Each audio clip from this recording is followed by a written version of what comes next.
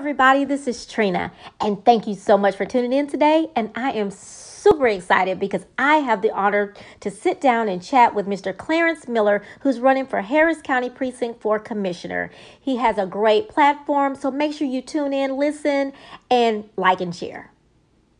All right, hello everybody, and welcome to Chat with Trina. And I thought I turned off my television, but I'm going to do that now. We're here with Mr. Clarence Miller, who is running for Commissioner for Harris County Precinct 4. Did I say it right? Absolutely, you did. Okay. How are you doing this morning? Life is fantastic, regardless of what's going on. Anytime you wake up, it's always a beautiful day because there are many people who are just not simply waking up because of the pandemic that we're having. And now we're having the tornadoes in different states. Yeah. So, yeah. I woke up to that. And then, like, how far are we from, and I hate to think about anything else, but hurricane season, somebody brought that up the other day, that we're about to hit hurricane season as well. Yes, we are. Which is scary. Well, thank you again for meeting me with this morning. And I'm going to go ahead and just ask you, tell me your full name. Tell us your full name so we can know who you are and where are you from. My name is Clarence Ray Miller. Okay. So you know I'm real country. Right, exactly. I'm originally from Huntsville. We always wanted to see everybody's government name. Yeah, I'm originally from Huntsville, Texas. I moved here when I was 18 years old. I had about $50 in my pocket and a bus ticket, and when I arrived in Houston, Texas, I thought I had died and went to heaven. There were just so many options, so many opportunities. Yeah. In Huntsville, Texas, I used to have to walk 5 miles to go use the pay telephone to call my girlfriend. And what was so bad about that? A lot of times I do that and get there and call her, and she wasn't even at home. So my options were to sit there and wait for an hour, 2 hours, to call go back home and try it another day. That's funny. You had to really like somebody to be. Well, you know, in a small town, you don't have anything else to do. Yeah. You know, so you create stuff to do. So it was just part of the day. I don't know if you did that, but my mom's mother, well, my grandmother is from Huntsville. Oh, okay. Our family is in Crockett in Huntsville. Crockett with the red dirt. Oh yeah, absolutely. What's the last name? Hervey. Hervey. Okay. Hervey. Don't really know them, but my last name is Miller, and there's a whole lot of us. I have it's 8 of us in my family, so you can't miss us up there. Okay. When you came? I know you want to get out the country town. That's why you came to Houston. But what was the first thing you did when you got here? One of the first thing I did, fortunately, I did have 2 brothers that live here. And for about a couple of weeks, I moved in with one of my brothers. And I actually got a job at Foley's downtown, and I was a little supervisor. And so they gave me a badge, and I was over the shipping and receiving department, and I was running stuff. You've always been in leadership then. That's too funny. Yeah, so I was in charge, you know. Yeah, so you've always kind of been in leadership, guy from the very beginning, almost. Well, I guess so. I guess I have. Something that you had a knack for. Yeah, I've learned it's better to be in charge than have someone over you, because your vision might not be their vision. That is so. Now I'm 50 and just now learning that. So that's something that's going to be something I tell people from now on to think about that as well. So then post office, where did the post office come in? Well, I have been working for Foley's for about 2 years, and actually having fun. You know, bought me a vehicle, and I ended up having an accident. So I needed to get $500. They had just started their credit union. And I went to apply, and they said, absolutely, Mr. Miller, we'll lend you some money. I said, okay. They said, how much do you need? I said, 500. They said, the most we lend is $50. So I said, Houston, we have a problem. I said, it's been nice, it's been fun. And at that time, I had a brother that had been working for the U.S. Postal Service, and they had civil service back in the day. And I remember in school, they said that, hey, having the civil service job is a good job to have. Mm-hmm. So I took the exam for the Postal Service. And it had been about 2 weeks. And I was telling a friend that I'd taken the exam and I heard from the Postal Service. And he looked at me and he said, well, what's so special about you? I said, what do you mean? He said, I took that exam 2 years ago. They haven't called me. There's nothing special about you. And I thought he was a friend. So I got upset and went to the phone booth because I still didn't have a telephone. So I called the Postal Service and I said, I want to speak to the man in charge. The gentleman said, who's in charge? He's me. Who are you? Go to work, and why haven't you called me? He said, can you repeat that? I said, yes, sir. My name is Clarence Miller. I took your exam. I passed your exam. I'm ready to go to work, and why haven't you called me? The man said, you crazy. But I like that. You come on down. And that's how I got hired for the Postal Service. Wow. And I didn't realize at the time that was very, because they put one job up. You had probably 5,000 and actually speak to the man in charge and for him to hire me. And I don't even know how he could have called me at the time because I didn't even have a phone. So I must have given him my cousin's phone, and they live way out in First Ward, which is like probably 20 miles from where I was at. Yeah. So it was God. Wow. Look at you. and I worked for the Postal Service for 29 years. Wow. So what did you do there? I'm just real quick. I was I was a postal carrier, but within the Postal Service, you have an opportunity to do what they call detail. So I would always detail to different departments to learn different skill sets. Mm-hmm. So I worked out a commercial account. I worked on the Women Advisory Board. I was on the board with the Career Awareness Conference. So we were the ones who set up the Career Awareness Conference for the entire Postal Service, and they flew in from all across the country. I even made a video for the Postal Service on how to market the products. And then I was elected to the board of directors of the Houston Postal Credit Union back in the day.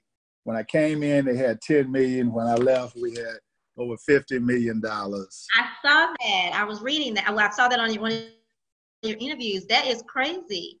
So you went ahead and left the post office. I thought it was time to move on and do something different. Is that when we got to the Mud District? No, not really. I thought I'd actually just retire at that particular point, but that wasn't God's plan for me. I became an entrepreneur. I had license in real estate. I was a loan officer and insurance. So I also had a residential commercial pressure washing business, and we cleaned a lot of, $1 million, multi-million-dollar buildings and all. So I had a one-stop shop. We find the property for you. We do the loan, put the insurance, and then we pressure wash it. So I was very successful entrepreneur for several years. Okay. And then I was at home one day and received a notice that said that they needed a director over a MUD. And for those of you not familiar with what a MUD is, it's a utility district dealing with water. And so at that point, I had only been accustomed to paying my bill like everyone else. And so I said, oh, this sounds interesting. So I actually applied and went down to a meeting, and they didn't accept me. So I asked, well, how can I get on this board? They said, well, you can run if you want to. So I got my little flyers together, put my little resume together, went and knocked on a whole bunch of doors, and I became one of the first elected officials of Northwest Harris County MUD because they had never had an election prior to me running. People were just nominated. Wow. And so now I've been on that board for over 14 years. Okay. Wow, you just you remind me of me. Just go get it. It's not going to come to you, right? That's right. They have to tell me. When they tell me no, that's not good enough.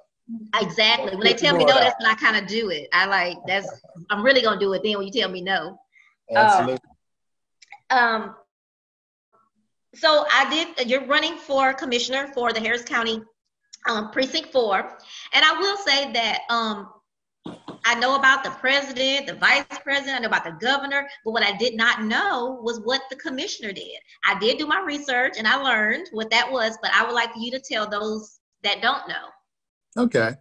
Well, let me tell you this. I had never thought about running to be commissioner, and I promise you that. When the current commissioner was actually reelected, I was actually shaking his hands and congratulating him. And if you believe, the spirit at that point was so intense, told me that I needed to run for this position.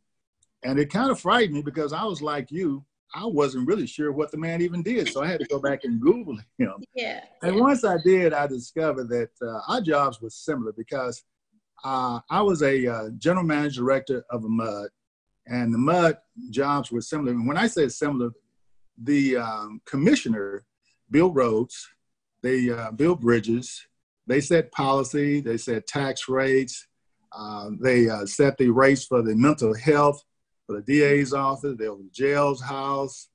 And so they approved purchases. And so those are the same things that I do as a director for Northwest Harris County MUD 24. In fact, I reside over a board. I have consultants, which are attorneys, CPAs, tax assessors. We have an operator. We have engineers. And we set tax rate. In fact, my people in my community pay less taxes now than they did in 1982. Wow. And then I deal with millions of dollars, okay? Millions of dollars, okay? When I first came in, my MUD was $10 million in debt. And due to my leadership, they're actually $10 million debt free, okay? Yes, good. That is really good. So what makes you qualified to run for this office as commissioner?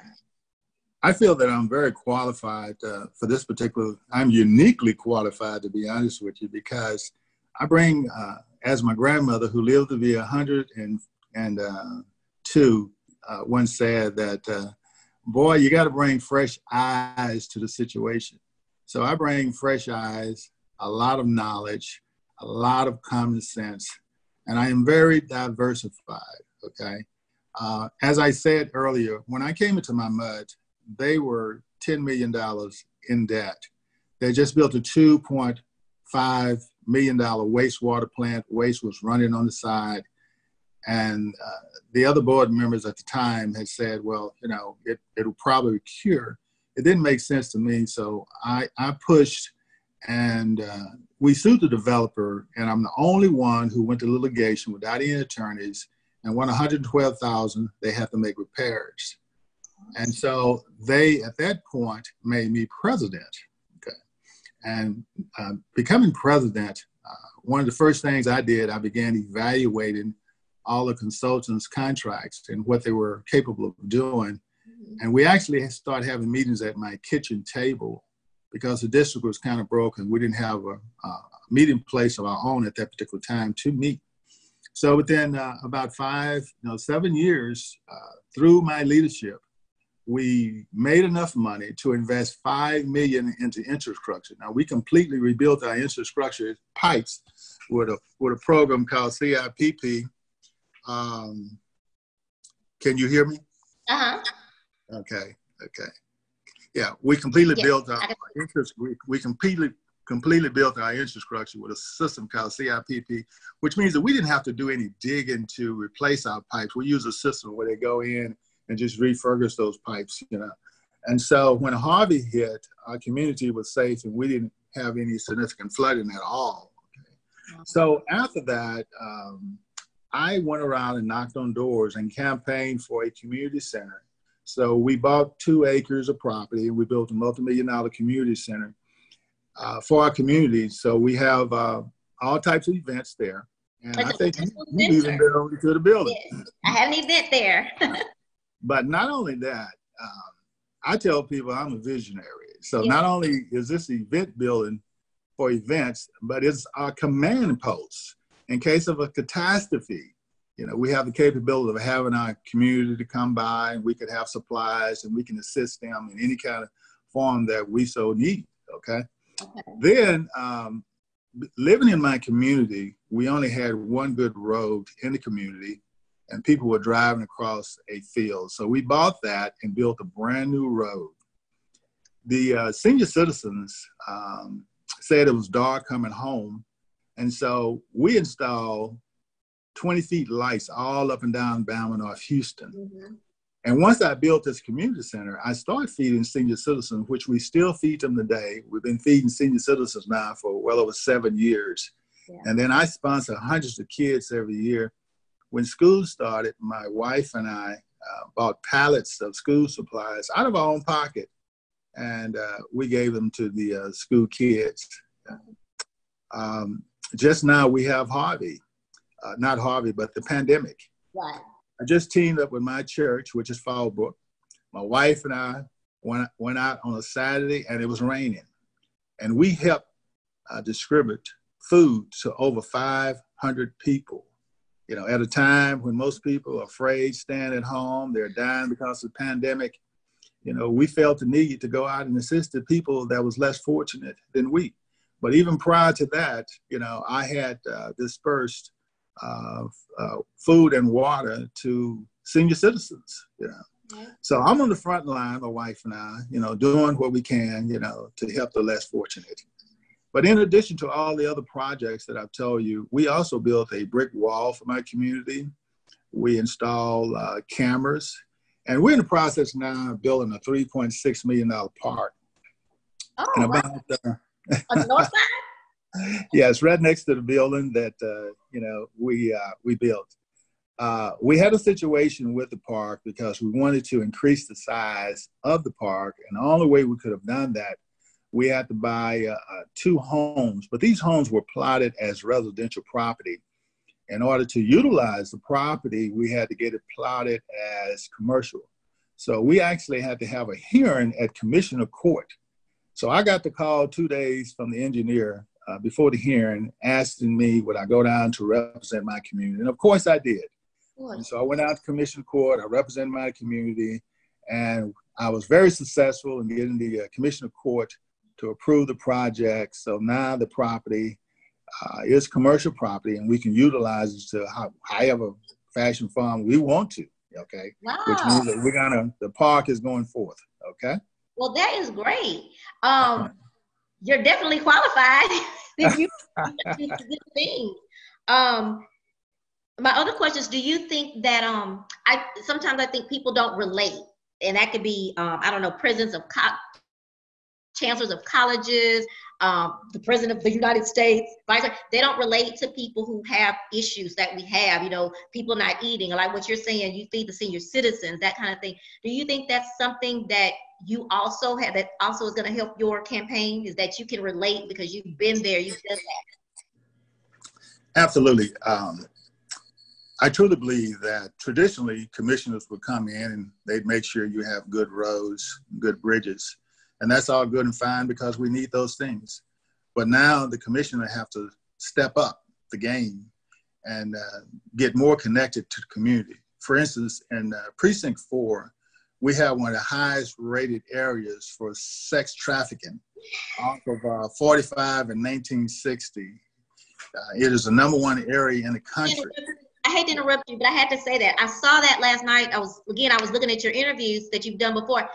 I am so terrified of sex trafficking, but I had no idea it was so close to home. Like, I'm thinking it was downtown, not in my area. So I was very surprised to hear that. And it's not just 45 and 1960. It is out in Kingwood. It is out in Katy and headed out in Woodlands, okay? So these are areas that you would think that we would never, ever have a situation such as that. And I feel that if we lose one child, you know, to sex trafficking, that's just one too many. And then another problem that we have problems with kids that are just running away. Once a child is labeled as a runaway, nobody's even looking for that child. Most of the time, they don't even have pictures posted of that particular child because they feel that eventually they will come home, and most of them don't, okay? Now, when a child leaves, they have up to maybe about after 45 hours, chances are you might not never see that child again, okay? So as commissioner, you know, these are some things that I would like to do. Of course, flooding is #1. You want to be fiscally responsible. I am very fiscally responsible, as I just told you about. I've taken my district from $10 million in debt to debt free. My community pay less taxes now than it did in 1982.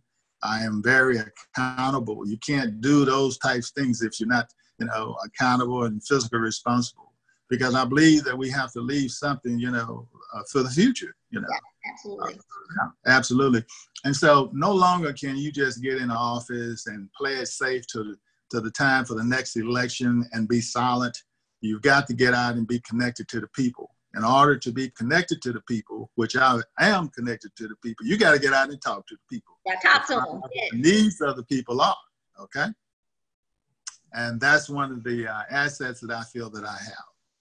I think that's kind of cool too, that you are personable, that, most people, with the exception of Sylvester Turner, I know I can talk to him and touch him. In fact, I'm one of those ones that emailed and said, hey, they're over here. They're not practicing social distances. but I think that that's something important to be able to know who our commissioner is, to know that we can talk to him, that we can say something. That is like so important. I think that some politicians forget about, but that's really important, because then we feel that we can call you and say something. I know you don't want to hear everything we want to hear, what we think we got to say, but being able to touch you and see you out and about is so important. You live in Precinct 4, correct? I do. Okay. So have you ever even seen your commissioner? No, that's until I went and looked him up. Oh. So yeah. Do you even know who he is? Didn't know who he was and what he did and why we had him. Right. So I know that now, because I even I got mugged about 3 years ago, and in that area of 1960 and 45, I was mugged.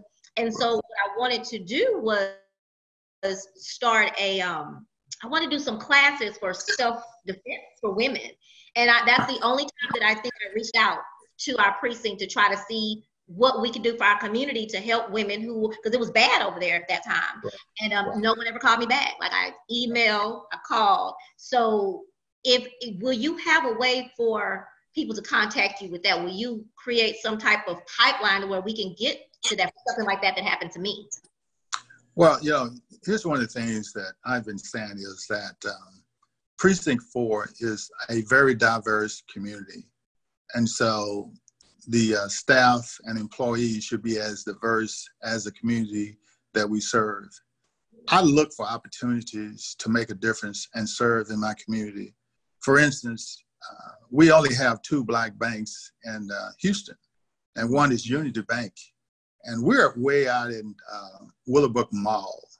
But I was very instrumental in depositing over $249,000 into Unity Bank, which is a Black-owned bank, minority-owned bank. Mm-hmm. In addition to that, I convinced another MUD to deposit over $240,000. So I'm responsible for almost $500,000 being deposited into Unity Bank at one point in time, okay? Mm-hmm. When I came into the MUDs, there were no minorities getting contracts from Northwest Harris County MUD 24. And so I actively look for qualified contractors that could qualify to get some of that money, okay? Because in order for minorities to advance and do well, they've got to have great income coming in, okay? They got to be able to compete, okay? The park that I mentioned that we're building, a $3.6 million park, the engineer is Black, the manager of the project, is a minority, okay? And so prior to me coming in, you didn't have any of that, at all, okay? So that's good to know that we'll be able to see people who look like us. What is going to be in regards to the sex trafficking? What is something that you plan to do first when you first get into office? Because we're going to speak it into existence. What is the first thing that you plan to do that's going to help towards that? Well, one of the things, like anything else, you got to. You can always tell what's very important to leaders when you look at their budget. Okay, and so you got to make sure that the police officers, have enough funds in their budget to be able to make a difference in these areas. So that would be one of my commitments, to support our police department and of course support our fire department as well. Okay. I do know that they had a budget where they could have hired 23 officers, but they only have 3 that are active at this particular point in sex trafficking. So if you got the funds in the budget for the 23, let's get them out there and let's get them doing the work. Absolutely. But they've got to have support. If they don't have support, which is key, it will never happen. So I pledge to give them. Okay.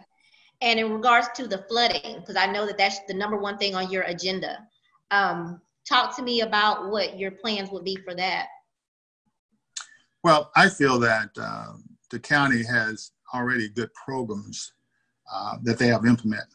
What you don't want to do is come in and try to change the progress that we already made. But one of the great things about me is that one of the things I've learned being on a lot of boards, you have board members and they have good intentions and they want to have a rocket go to the space, and they're going to tell you, we want this rocket to go to space, but then they go home waiting for it to happen. I'm not that person. I'm hands-on. I'm that person that's going to push that project through.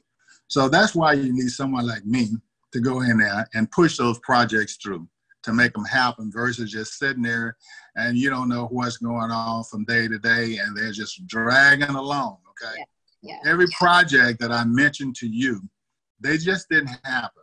The very day that we were going to install those lights up and down Bama North Houston, the very day the county came in and shut that project down, because we had hired the light company. We had hired the light company to install those lights, and because they said they did it all over and they didn't need a permit. They were the light company, okay? But the very day that they started the project, the county came in and shut them down. So that's when the work began. So I had to go make telephone calls, talk to people, and I had to push that project through. Then when we decided to build a road, the county came in and said, well, since you're going to build this road, we want you to build a left-hand turn, which is going to cost us an additional $150,000. Now, people have been making a left-hand turn on that pasture for 30 years, but the very day that we decided to build a brand new road, you want me to invest $150,000 to do a left-hand turn. So I had to fight that, which took months to get it passed, but we got it done, okay? So nothing's just gonna happen just because you say you want it done. You gotta have somebody that's committed to the project like I am and like I will be to get all those projects done, okay? Yes, absolutely. My next thing is, so we're in this pandemic.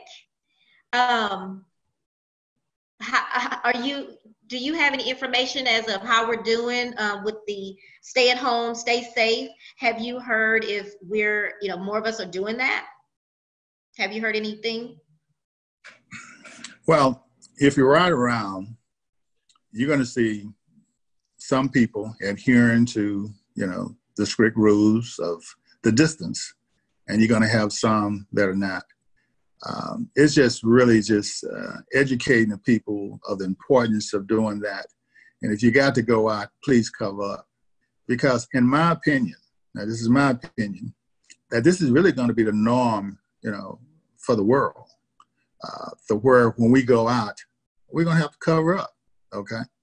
To protect ourselves, because this is a pandemic. This is worldwide. It's not an epidemic. The difference is an epidemic is a disease or whatever for a short period of time in a specific area. But this is worldwide, okay? So they're actually preparing you for a way of life, okay? Because I know for myself, for my family, when we go out, we're going to have our masks on, So when you go to the nightclubs, you're going to better get your little zipper and put your straw in there and suck your drink. Because this is going to be the norm. I went to something simple as I went to Baskin. I'm sorry. Now listen to you. I went to Baskin Robbins. There are 3 things make me happy: live music, dancing, and Baskin Robbins ice cream. Right. So I went to Baskin Robbins the other day, and I know that he just didn't know any better. But I eat a lot. Big old thing of ice cream, and he handed it to me like that. No cup, no nothing. And so yes, I think the more time goes on, that's what people are going to have to be educated to know, that that can't happen, of course, and that we do have to cover up. Even when I'm just doing my little walks every day, I put my little mask on. So, Absolutely. do you think that I was going to ask you, I lost my train of thought on that. As far as this pandemic is concerned, though, have you what we're doing with the stay home, stay safe, do you think it's working? Have you heard anything that if it's actually working a little? I know it's not big, but is it working just a little bit? Have you heard anything? I believe it's working. In Houston, the last count I saw was about, I think, 16 people had died. We have a population of over 4 million people in Houston, Harris County. So in the big realm of things, you hate that in much number. But then you look at the people that are actually infected, okay? And so that's what they're trying to keep down, the number of people that are infected, because when it first came out, they said, well, blacks don't have to worry about it, you're not getting this. And I hate this, whoever put that out did that, okay? Because a lot of blacks, just felt that they were immune. They couldn't get the disease, okay? But that's not true. Blacks are dying at a normal rate. We're down, we're number one in every state, every city. There are more blacks dying from the disease than anybody else, okay? Yeah. So if you see somebody, say something, okay? Tell them, hey, I love you. Can you please protect me and you, okay? Yes. Protect if you don't think about yourself, don't be selfish for your grandmother, your parents, stuff like that. Because my kids, I tell you, I have a 24 and a 24 and how old is she? 28. And they both are very cautious about me. Like, Mama, we went out yesterday, I almost forgot. I said, Mama, you don't get your mask, so they're thinking like that. Well, I want to thank you so much for talking to me today, to agreeing to talk to me today. I must say, I want to hear this story real quick about you had 8 people in your house. No, you had more than 8 people in a 4-room house, like a room, like the kitchen. How did you survive? As I said That's before, how we're living right now. Yeah, I am from Huntsville, Texas, and we live in an area called the Sawmill Quarters, which means that everybody in that area, there's about 100 homes, work for the sawmill. None of the homes even had paint on them. And so there were 8 of us with my mom and dad, 10, and we lived in a 4-room house. I'm not talking about 4 bedrooms.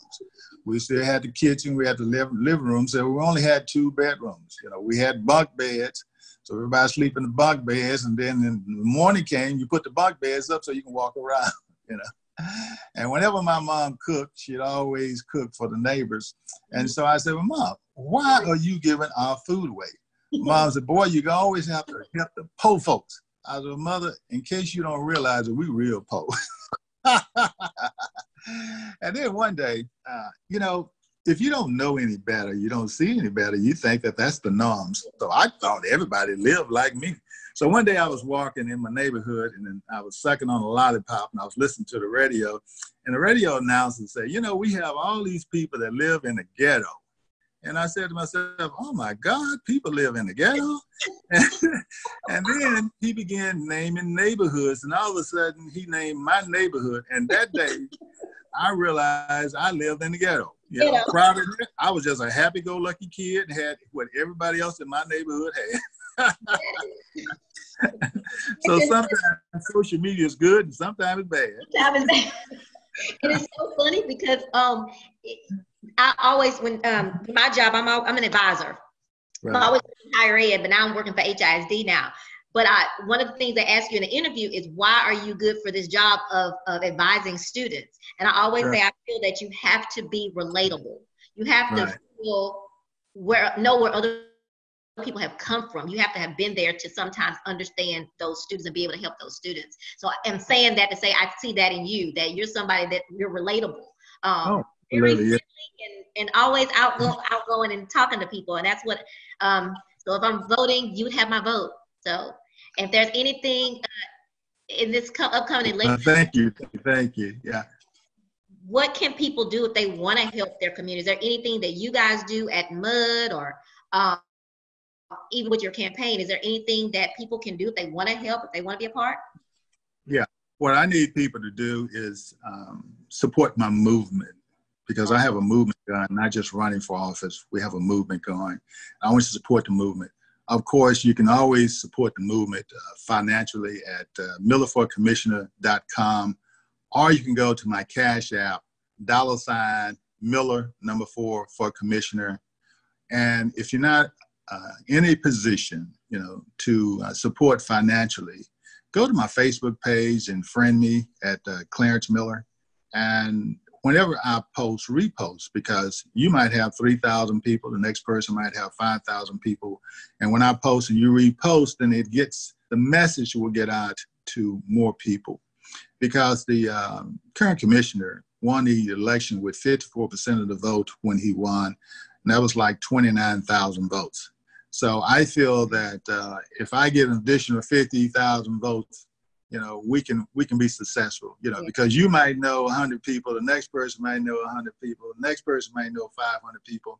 Right. And this is how we're going to be successful, because we've got to stop electing people that are just going into office, taking a seat, and you don't hear from them again until it's time to get reelected, because they feel like, well, they know Bubba, and Bubba got $50 million.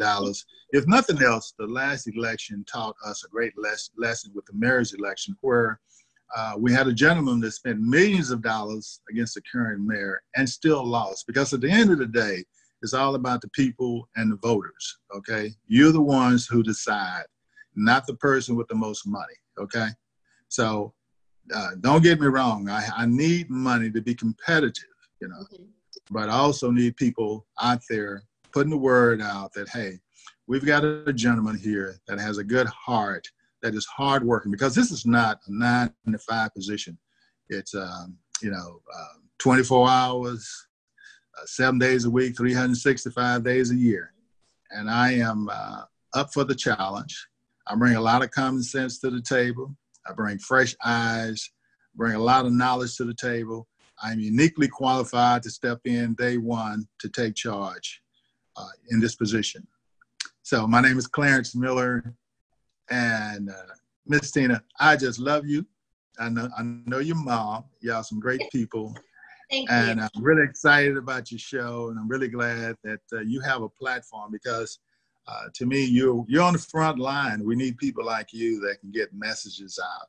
Not everybody have your skill set, and you definitely have it. You're doing a great job, and I also check you out too. Well, I thank you so much. Thank you for that so much. The encouragement. Thank you, and we are going to be working with this Miller for Commissioner. I like even has a ring to it. The Miller for Commissioner. Absolutely. Bun B or some of our Houston rappers to get you a good little rap going. Right. But thank you again. You guys be careful, be safe. Thank you for everything that you've done today. You told us today. We've learned so much. Be safe, Clarence. All right, you too. Have a great day. Tell your wife hi. Wow, guys, such awesome information. But we do know now that we want Miller for Commissioner. For more information on his campaign, go to millerforcommissioner.com. Or for donations, you can go to his website or go to Cash App at $Miller 4 Commissioner. Thanks. And don't forget, I have a YouTube channel, so make sure you subscribe to Chat with Trina on YouTube. Thanks for joining us today, and we'll see you soon.